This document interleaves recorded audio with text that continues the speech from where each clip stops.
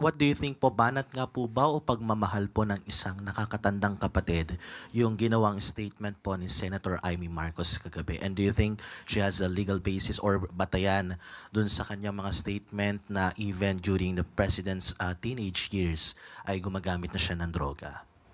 Parang may nabasa ako sa isang news na ang ating Pangulo ay nag-donate ng kanyang kidney sa kanyang ama. Paano po kayo makakapag-donate ng kidney ang isang tao na hindi healthy?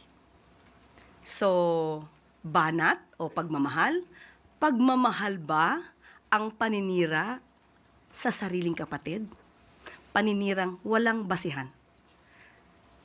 So, alam naman natin, muli uulitin ko, mas pinoprotektahan niya ang mga taong may issue about corruption, mas pinoprotektahan niya ang mga taong umamin na murderer kaysa sa kapatid niya na nagsasagawa lamang ng pagpapaimbestiga para mawala, masugpo ang korupsyon sa bansa.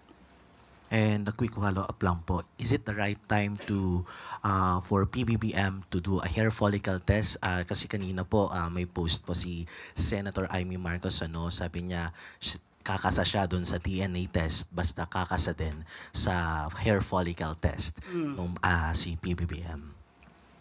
Same station. Yes, Net 25. Yes. Ulitin natin. Uulit-ulitin natin, hindi po tayo magpapadala kung ano ang sinasabi ng mga maiingay.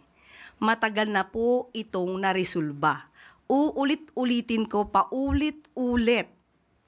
Ang Pangulo po ay malinis at ang Pangulo po ay hindi magpapadala sa anumang pag-uudyok.